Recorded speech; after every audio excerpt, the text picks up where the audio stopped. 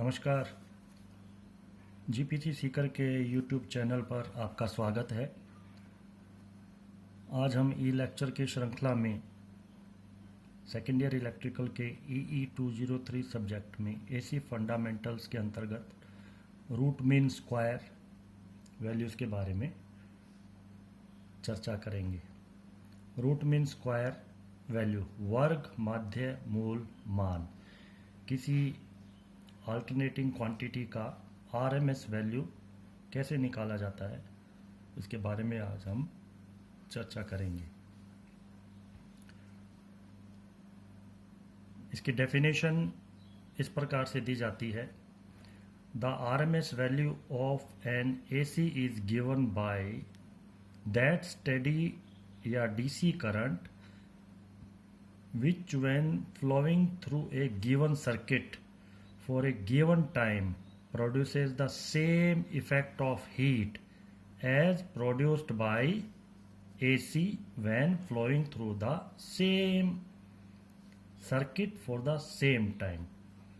इसका कहने का मतलब ये है कि अगर किसी सर्किट में हम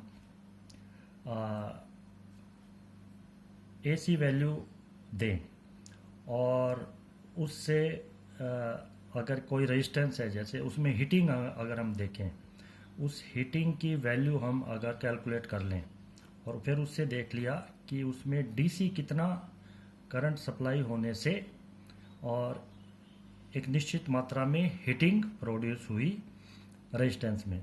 अब हम उसी सर्किट में उसी टाइम पीरियड के लिए AC अगर अप्लाई करें और फिर सेम हीटिंग के लिए हमें कितनी AC पावर उसमें देनी पड़ती है, कितनी AC करंट के केस में करंट और वोल्टेज के केस में वोल्टेज की RMS वैल्यू वोल्टेज को वेरी करके देखेंगे और करंट की RMS वैल्यू करंट को वेरी करके देखेंगे। तो same amount of heating effect के लिए अगर हम AC एक फ्लो करवाते हैं सेम टाइम के लिए सेम सर्किट के लिए, तो उतनी हीटिंग प्रोड्यूस करने के लिए कितनी DC करंट की वैल्यू हमें रिक्वायर होगी, वो जो DC वैल्यू है वो उस AC करंट की RMS वैल्यू कहलाती है या AC वोल्टेज की RMS वैल्यू कहलाती है। इसमें ध्यान देने वाली बात है, सर्किट सेम होना चाहिए, उसमें कोई चेंजेस नहीं होना चाहिए और टाइम पीरियड जिसके लिए हम ये कैलकुलेट कर रहे हैं ये सेम होना चाहिए हीटिंग के लिए जो कैलकुलेट कर रहे हैं। तो ये इसकी एक यूनिवर्सल डेफिनेशन है। अब हमें पता है कि standard form of an AC sinusoidal current जो है वो I बराबर Im साइन ओमेगा टी या Im साइन थीटा द्वारा निर्धारित की जाती है या इसको शो किया जाता है। तो इसमें हम इस करंट के लिए, ये हमारी साइनोसॉइडल अल्टरनेटिंग करंट का इक्वेशन है, इसकी हम RMS वैल्यू निकालते हैं। तो इसकी RMS वैल्यू का, जैसे यहाँ पर ये मैंने डायग्राम दिखाया हुआ है, ये डायग्राम एक फुल साइन वेव है AC जिसका ये टाइम पीरियड है 0 से 2 पाई और इसकी मैक्सिमम वैल्यू Im है। ये इधर x एक्सेस में थीटा है, y एक्सेस में I है। तो इसकी जो RMS वैल्यू का फॉर्मूला है मैथमेटिकली किसी भी साइन वेव का या किसी अल्टरनेटिंग क्वांटिटी का, यहाँ पर हम करंट ले रहे हैं ये, तो यहाँ पर RMS दिया जाता है वर्गमूल 1/, आवर्तकाल 1/T, 0 से T के बीच में समाकलन और वो जो AC आपका क्वांटिटी है, यहाँ करंट है तो इसका स्क्वायर। ठीक है, तो इस करंट के स्क्वायर का, AC करंट जो यहाँ पर हमने साइन वेव दी है, इसके स्क्वायर का हम 0 से और आवर्तकाल के बीच में हम समाकलन करते हैं, उसमें फिर उस आवर्तकाल का भाग देते हैं और ये जो क्वांटिटी आई उसका वर्गमूल निकाल लेते हैं। तो ये जो वैल्यू आई ये हमारी उस करंट की जो AC करंट है और यहाँ पर हमारी ये साइन वेव वाली है, तो इसकी RMS वैल्यू आप कैलकुलेट कर सकते हैं। अब यहाँ पर दी गई करंट के लिए जो वैल्यू है IRMS वो हम कैलकुलेट करते हैं। ये फुल साइन वेव है यहाँ और इसमें आप देखेंगे कि आवर्तकाल जो है 0 से लेकर 2 पाई आवर्तकाल है, तो 1/2 2 पाई, और 0 से आवर्तकाल का जो समय है 2 पाई, और यह आई की, ये आई है आई एम साइन थीटा, इसका स्क्वायर, आई स्क्वायर मतलब आई M square sine square theta ये, और इसका डी थीटा के साथ समाकलन। अब इसमें हम ये वैल्यू डिसाइड करेंगे, कैलकुलेट करेंगे। अंडर रूट ये आई एम स्क्वायर बाहर आ गया, 2 पाई हो गया, 0 से 2 पाई, और यहाँ जो साइन स्क्वायर थीटा बचा है इसको ट्रिग्नोमेट्री में हम 1 minus cos 2 theta divided by 2 लिख सकते हैं। तो ये साइन स्क्वायर थीटा को रिप्लेस कर दिया हमने इस फॉर्म में, और डी थीटा। इसके बाद में ये आई एम स्क्वायर है, और ये जो 2 है हम बाहर ले आए, तो ये हो गया आई M square divided by 4 pi, ये ब्रैकेट में एक का डी थीटा के सापेक्ष समाकलन करेंगे, ये अलग लिख लिया, डी थीटा आया, इसका समाकलन 0 से 2 पाई, और माइनस ये वाला माइनस माइनस, और 0 से 2 पाई, और ये वाली वैल्यू कॉस 2 थीटा का डी थीटा के सापेक्ष समाकलन, और इनका जो 1/2 है ये हमारा बाहर पहले हमने यहाँ निकाल लिया। इसको आगे कैलकुलेट करेंगे तो ये आपका आई एम स्क्वायर डिवाइडेड बाई 4 पाई। अब ये जो डी थीटा है, इस डी थीटा का समाकलन होगा थीटा, और ये 2 पाई 0 इसकी अपर लिमिट और lower limit, minus cos 2 theta का समाकलन होता है थीटा के सापेक्ष साइन 2 थीटा डिवाइडेड बाई 2, ठीक है, और इसमें 0 से 2 पाई इसकी लिमिट, ये लिमिट में हम इसका मान निकाल लेंगे, तो ये आ जाएगा equals to under root I M square divided by 4 pi, यहाँ हमने लिमिट रख दी 2 pi minus theta, 2 pi minus 0, ये इसकी लिमिट है, और इसकी लिमिट आ जाएगी साइन 2 पाई माइनस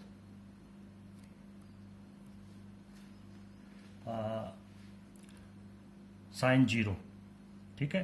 तो यहाँ पर ये 2 पाई की जगह ये 4 पाई होगा, दिस इज 4 पाई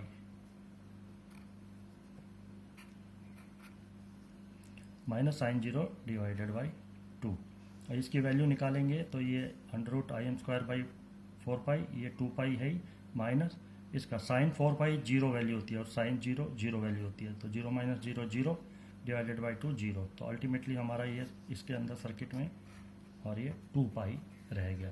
तो I M square divided by 4 pi, और समाकलन की वैल्यू आई 2 पाई, 2 पाई से 4 पाई कैंसिल, नीचे आया 2, तो ये आई एम स्क्वायर बाई 2 का स्क्वायर रूट, और स्क्वायर रूट निकालेंगे तो ये आ जाएगा I M divided by root 2, और हम लिख सकते हैं 0.707 आई एम।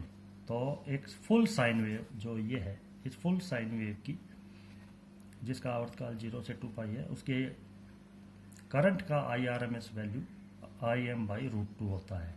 अगर ये वोल्टेज वेव शेप होती, यहाँ वोल्टेज होता, तो ये आता वोल्टेज का R M S value, maximum value of that voltage of that wave divided by root 2। तो ये हमारा एक फुल साइन वेव के लिए और आर एम एस वैल्यू निकालने का प्रोसीजर है। इसमें 2-3 चीज़ें ध्यान देने योग्य बात है। एक तो अगर हम किसी एसी करंट या वोल्टेज को वोल्ट मीटर या एमीटर से मापते हैं तो ये आरएमएस वैल्यू ही उस क्वांटिटी की शो करता है। ये ध्यान देने योग्य बात है कि अगर हम किसी अल्टरनेटिंग करंट वोल्टेज या अल्टरनेटिंग क्वांटिटी वोल्टेज या करंट को अगर हम एसी वोल्ट मीटर से मेजर करते हैं तो वो जो रीडिंग शो करता है वो आरएमएस वैल्यू होती है उस वोल्टेज या करंट की। दूसरी बात ये इसमें ध्यान देने के कि जब तक आपको कहीं भी किसी न्यूमेरिकल में या किसी थ्योरी में अगर करंट की वैल्यू आपकी प्रदर्शित की गई है या वोल्टेज की वैल्यू, और तो उसको आरएमएस वैल्यू ही कंसीडर किया जाता है जब तक कि उसको स्पेसिफाई नहीं करे कि ये मैक्सिमम वैल्यू है या एवरेज वैल्यू है। तो जब भी आपको वोल्टेज या करंट की वैल्यू किसी एग्जाम्पल में या कहीं टेक्स्ट में आपको लिखी मिलती है तो वो आरएमएस वैल्यू ही शो करती है जब तक अगर उसको अलग से स्पेसिफाई नहीं किया जाए। तीसरा जो पॉइंट है यहाँ पर, ये एक सिंपल सी हमारी वेव शेप थी साइन वेव, ठीक है, और ए की फंडामेंटल फ्रीक्वेंसी की। यहाँ पर क्या है कि अगर अलग अलग फ्रीक्वेंसी की कोई साइन वेव है, जैसे यहाँ कॉम्प्लेक्स वेव बोलते हैं उसको, उसकी अगर आरएमएस वैल्यू हम निकालना चाहें किसी कॉम्प्लेक्स एसी वेव की, ठीक है, तो इसकी आरएमएस वैल्यू क्या होगी? ये है कि जितनी भी अलग अलग फ्रीक्वेंसी के कंपोनेंट है उस एसी वेव शेप की इक्वेशन में, उन सब कंपोनेंट का हम अलग से आरएमएस वैल्यू निकाल लें, सभी कंपोनेंट का। जैसे फंडामेंटल फ्रीक्वेंसी का है, थर्ड फ्रीक्वेंसी का है या फिफ्थ फ्रीक्वेंसी का है, इसकी हम आरएमएस वैल्यू निकाल लेंगे और उन आरएमएस वैल्यू को स्क्वायर कर देंगे, स्क्वायर करके उनको ऐड कर देंगे और ऐड करके जो वैल्यू आएगी उसका हम स्क्वायर रूट लेंगे। वो उस पूरी कॉम्प्लेक्स एसी वेव का आरएमएस वैल्यू कैलकुलेट करने का प्रोसीजर है। ये हम आगे एक एग्जाम्पल के अंदर शो करेंगे।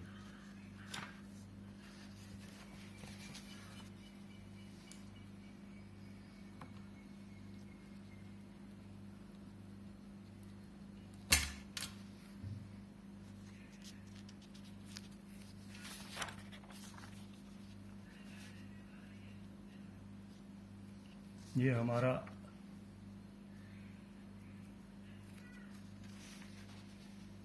एग्जाम्पल लेते हैं हम आरएमएस वैल्यू। अभी हमने फुल साइन वेव का आरएमएस वैल्यू कैलकुलेट किया था। अब ये एग्जाम्पल में हम ये कैलकुलेट करेंगे कि एक हाफ वेव है साइन की, जिसको हम बोल सकते हैं half wave rectified sinusoidal AC. तो ये एक हाफ वेव है, 0 से पाई तक ये हमने फिल्टर किया है रेक्टिफायर के थ्रू, फिर पाई से 2 पाई ये 0 है, फिर वापस ये मैक्सिमम जाता है। ये पॉजिटिव साइड में आपका हाफ वेव है, मतलब ये फुल वेव होता और उसका हाफ वेव है वो रेक्टिफाई होकर निकल गया। तो हमारी वेव शेप जो है वो ये है, अब साइनोसॉइडल वेव शेप है लेकिन हाफ वेव है ये, फिर 0 पाई से 2 पाई, फिर अगेन इस हाफ साइकिल के लिए ये ऊपर, फिर ये कंटिन्यूस है। तो इस टाइप के इस जैसे पर्टिकुलर वेव शेप का जो हाफ वेव रेक्टिफाइड एसी है, साइनोसॉइडल एसी है, इसका आरएमएस वैल्यू निकालना चाहें तो आरएमएस वैल्यू का फॉर्मूला बेसिकली है ही I R M S equals to √1/t 0 से t I square d theta, और इस पूरी वैल्यू का वर्ग माध्य मूल मान। अब यहाँ पर क्योंकि इसका 1/t टी आवर्तकाल 0 से 2 पाई है पूरी साइन वेव का, और इसमें 0 से 2 पाई आपका इसमें समाकलन की लिमिट हो गई। आई जो है वो हमारा आई एम साइन थीटा है, और इसके जगह आई M square sine square theta हो गया और डी थीटा हो गया। अब इसमें 1/2 पाई, अब इसको 0 से पाई के बीच में इंटीग्रेट कर देते हैं, आई M square sine square theta, और एक पाई से 2 पाई के बीच में इंटीग्रेट कर देते हैं। तो इंटीग्रेशन का हमने 2 पार्ट कर दिया, एक तो 0 से पाई के बीच में और एक पाई से 2 पाई। तो 0 से पाई के बीच में हमने इसका इक्वेशन लिख लिया आई स्क्वायर का, और पाई से 2 पाई के बीच में भी यही आई स्क्वायर का इक्वेशन हमने यहाँ लिख दिया है। अब यहाँ पर आप देखें कि 1/2 पाई अंडर रूट के अंदर 0 से pi I M square sine square theta d theta, और ये जो सेकेंड पार्ट है पाई से 2 पाई, इसकी वैल्यू देखो यहाँ पर कोई साइन वेव नहीं है, 0 है, तो ये वैल्यू क्या है 0 हो गई है। तो यहाँ पर ये 0 है, इसको मैंने लिखा नहीं है। इक्वल्स टू ये under root I M square को बाहर लिया है तो I M square upon 2 pi, 0 से पाई के बीच में समाकलन है साइन स्क्वायर थीटा का, और इस साइन स्क्वायर थीटा को हम लिख सकते हैं 1 minus cos 2 theta divided by 2, और डी थीटा के सापेक्ष समाकलन। तो ये आ गया आई M square divided by 4 pi, ये 2 यहाँ आ गया 4 पाई हो गया आई एम स्क्वायर, और यहाँ पर ये जो वैल्यू है इन दोनों का अलग अलग समाकलन कर देंगे तो एक इंटू डी थीटा आ गया 0 से पाई, माइनस 0 से पाई में ही कॉस 2 थीटा का समाकलन, ठीक है, कॉस 2 थीटा का समाकलन डी थीटा के सापेक्ष, और इस पूरी क्वांटिटी का रूट स्क्वायर रूट। अब यहाँ पर ये आई एम स्क्वायर बाई 4 पाई, इसका हम डी थीटा का समाकलन करेंगे तो थीटा 0 से पाई लिमिट, माइनस इसका समाकलन करेंगे तो ये आएगा साइन 2 थीटा डिवाइडेड बाई 2 0 से पाई। इसमें समाकलन करने के बाद इसमें लिमिट लगा देते हैं तो I M square by 4 pi, और ये pi minus 0 upper limit lower limit theta में, माइनस हाफ ये बाहर लिख लिया, और ये साइन 2 थीटा में साइन 2 थीटा की जगह पाई लिमिट लगा दी तो sine 2 pi minus lower limit sine 0। अब ये जो वैल्यू है ये 0 होती है, और माइनस हाफ ये 0 इंटू माइनस हाफ 0, तो आपका अल्टीमेटली इसके अंदर बचा आई M square divided by 4 pi, और इधर बचा आपका इस पूरे ब्रैकेट के अंदर पाई, तो पाई से pi cancel, I M square by 4, और इसका हम वर्ग माध्य मूल मान लें तो ये आएगा Im/2, स्क्वायर रूट लेंगे तो Im/2 जो 0.5 Im है। तो एक half wave sine wave rectified जो है उसकी RMS वैल्यू का फॉर्मूला आता है Im/2, और जो पहले हम डिराइव कर चुके हैं वो फुल साइन वेव है। फुल साइन वेव की RMS वैल्यू आती थी Im/√2। अब हम एक एग्जांपल लेते हैं कॉम्प्लेक्स वेव शेप का। तो यहाँ पर एक करंट है जिसका इक्वेशन दिया गया है I बराबर, ये अल्टरनेटिंग करंट है, I बराबर 12 साइन ओमेगा टी, या थीटा लिख सकते हो इसको आप, plus 6 sine 3 omega t minus π/6 plus 4 sine 5 omega t plus π/3। तो इसमें हम क्या है कि ये जो तीनों कंपोनेंट हैं, ये और ये थर्ड वन, इन तीनों की अलग अलग RMS वैल्यू निकाल लो। तो हमने तीनों की RMS वैल्यू अलग अलग निकाली। तो RMS वैल्यू फर्स्ट जो कंपोनेंट है इसकी, अब इसमें देखो ये क्या है 12 साइन ओमेगा टी, तो हमने जो पीछे अभी डिस्कस किया है, तो ये इसकी RMS वैल्यू होगी, इसकी मैक्सिमम वैल्यू ये 12 है, 12/√2। तो 12/√2 इसकी फर्स्ट कंपोनेंट की RMS वैल्यू होगी करंट की। और दूसरा जो कंपोनेंट है वो आपका 6 साइन 3 ओमेगा टी माइनस π/6 है। और इसका हम इससे ही आपको जो मेन क्वांटिटी है वो ये है, तो 6 इसकी मैक्सिमम वैल्यू है इस वाले कंपोनेंट की। तो इसकी आ जाएगी आपकी 6/√2। Im इसके लिए 6 है, तो Im/√2 6/√2 एम्पियर। और थर्ड कंपोनेंट में ये वाला कंपोनेंट है, इसकी जो Im है वो 4 है, मैक्सिमम वैल्यू ऑफ करंट, तो 4/√2। अब ये तीनों कंपोनेंट की RMS वैल्यूज आ गई हैं अलग अलग।